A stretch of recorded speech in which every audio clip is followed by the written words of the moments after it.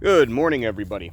So, this is going to be a very quick video regarding the interview between Sanjay Gupta and Joe Rogan regarding his COVID treatment.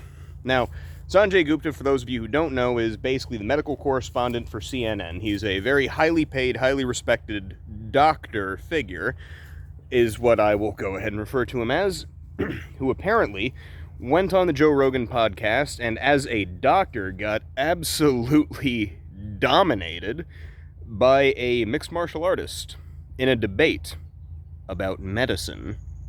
How that happened, well, he's either being paid far too much or you just shouldn't trust any mainstream media source.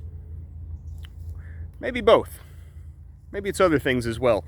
Anyway, well, Mr. Gupta is currently making all manner of excuses as to why he was incapable of defending his position, from a man who ostensibly has more training in kicking things than applying medicine to the human body. And one of the things he said was that apparently he was afraid that Joe Rogan would physically attack him on the air. Okay. You're afraid that Joe Rogan is going to attack you on the air.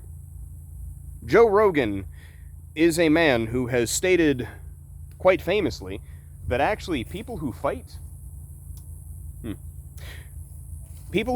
oftentimes, and people who know how to fight, are more reluctant to use violence in a common everyday setting because they understand the ramifications of physical violence.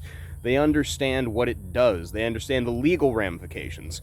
And a man like Joe Rogan, who makes a tremendous amount of money on, just commentary, podcasting, things like that, to physically assault somebody, that seems silly.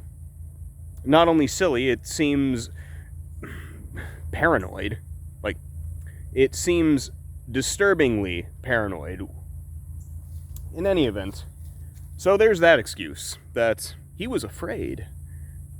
Okay, so Mr. Gupta is either a moron, or he is a coward, or he is completely ignorant of who he was talking to, in which case, why would you go on his show to begin with? Or quite possibly, all of the above is what I'm thinking as well.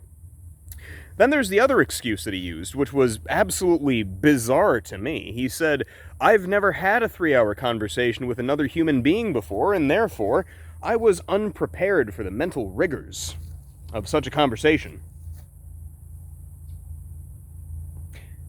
This man, in his 40s or 50s, he was middle-aged, but this man, who's a highly educated doctor and a TV correspondent for a major news network, has never had a 3-hour conversation with another human being? He's never actually sat down with somebody for a couple of measly hours and just talked to them without having a phone in his face, without having an earbud in his ear, without something, I don't know, playing Candy Crush or whatever. Social media dings. He's never sat down and actually talked to another person for any length of time?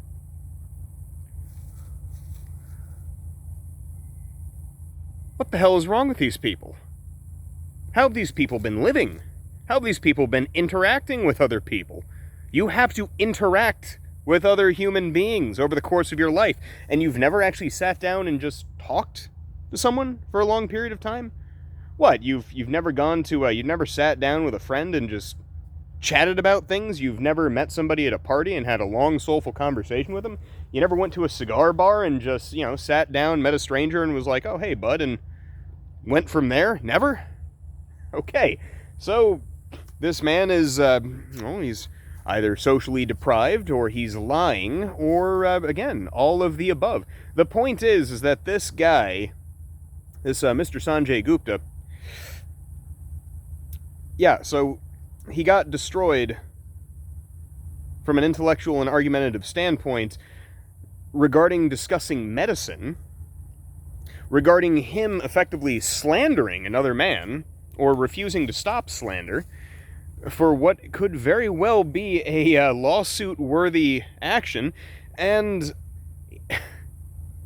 now he's just making a tremendous amount of excuses that, if they're true, reveal massive flaws within his own life. He insults himself It's ridiculous, and what's even more ridiculous is that he thinks that these are adequate responses. This guy isn't talking off the cuff. Like me, I'm just talking off the cuff. This is a guy who basically has a team of writers behind him whenever he steps in front of a camera. It is ridiculous to assume that he's just someone who's never spoken with another human being for any length of time, or that he was afraid of a man who's advocated for nonviolence. It all just seems like a gigantic lie, and if they're lying about that, well, in the words of Mr. Joe Rogan, what else are they lying about? I'll leave that up to you, as per usual. It seems like there's actually more people on my channel every day, something that I'm quite happy about, and hey, if you agree with me, just give it a like, give it a share, and if you disagree with me, tell me why. I love criticism. I love talking with people. Unlike certain cowardly, lying bugmen with salaries far larger than their actual capability. Well, you all have a very nice day, and remember, get outside every now and again, talk with a friend, eat healthy, and have a good day.